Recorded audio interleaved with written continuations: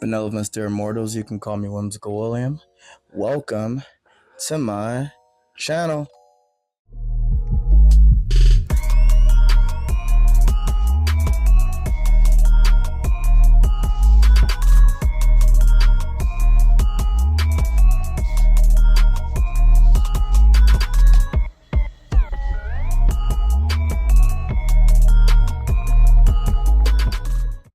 Alright, quick video. I am currently reading a manga called The Girl from the Other Side. This isn't a new manga, it's been around for a little while, but it's not old either. We got a hardcover version of it and it's absolutely stunning. I think the art is very simplistic, but it gives me storybook charm, storybook vibes, kind of like something like, I don't know, Snow White?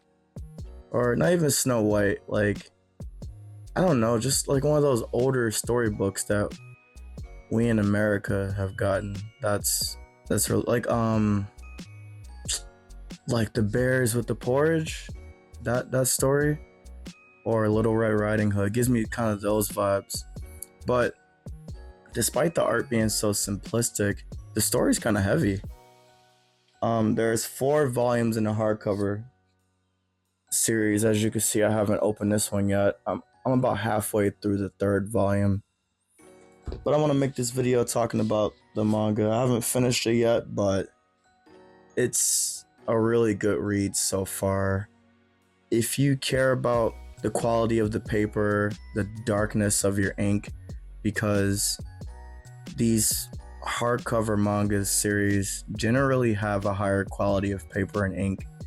The blacks are blacker, the paper has a nice sheen to it, seems to be thicker. And what I really enjoy about these hardcovers, if you look closely,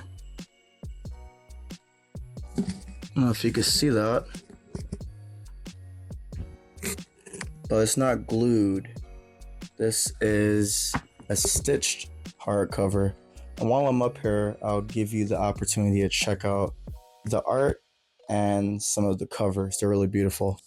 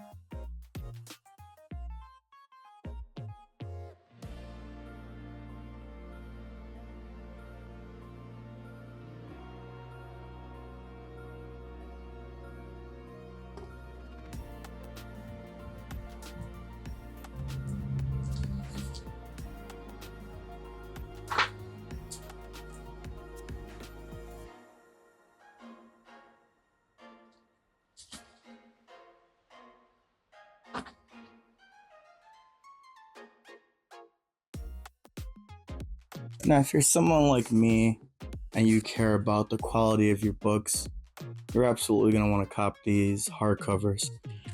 Now, the paperbacks have 12 volumes altogether. So that's basically an omnibus of 3. Yeah, about 3. So 3 volumes each for these omnibuses, for these hardcovers. And they're just so well done. And you get a lot of color art in between, which is really nice. You get side stories and everything. Let's talk about the story. So basically the main character, to me it feels like there's 2 main characters. You have, I guess they call him the Black Child. He really doesn't have a name until like volume 3, but he doesn't use that name because that was his name before he became what he became, that creature that's black with the horns. Those are called the outsiders and the humans are called the insiders. In this story, outsiders are to humans these cursed beasts, cursed creatures that if you come into contact with them, if they touch you or you touch them, you'll turn into one of them. Now, when you turn into one of them, there are different variations. Some people look more like crows, some people look more like deers, but you become one of those blackened creatures. There's a little girl in this story, the one that you saw in a little bit of those manga panels. She's been around the Outsiders for a while, and she's remained human. She's kept her human form intact. So there are a bunch of soldiers that want to destroy her because they don't want her to come back to the inside world. But after around like the third volume of this hardcover series, the soldiers have been given a revelation from God that she's been blessed and anointed, and in order for the others that have been changed into monsters, they need to take her soul, meaning her heart. So some of them have already become beasts and monsters and what have you, and they are trying to rip this little girl's heart out of her chest. They're clad in armor, they have swords, and the black creature that you see with her all the time, especially in all the covers, trying to protect her, and he's grown really fond of her to the point where he's almost a stand-in parent. He's teaching her, helping her to understand manners, and learning other things that children need to learn in order to grow and to become young adults. He's really being the father figure in this story, and it's really cool. So that's where we are in the story so far. They're trying to figure out why she gets to be the exception when every other person that's touched her auntie found her and became cursed, but she never became cursed. And it's an interesting thing. So there are some black children in this story that weren't human before. They came from Mother, which is another being. I haven't really seen her, but apparently she creates more black children, more black beings.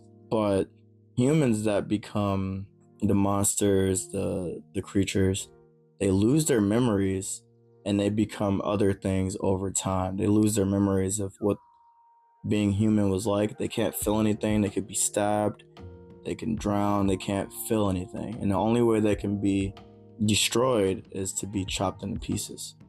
And the humans started to learn that, so they've been trying to destroy the Outsiders so they can have the land be safe again.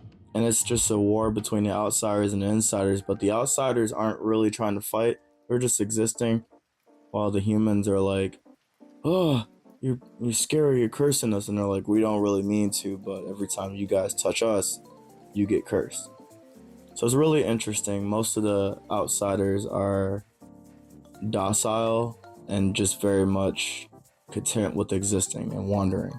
But the particular one in this story is interesting because he has a will and he wants to protect this little girl. And this little girl holds some type of key because she should transform. She kind of reminds me of Ellie from The Last of Us, where she got bit by a zombie and it never mutated. So they're trying to figure out, could she save humanity? Same scenario with this. She never turned into a creature.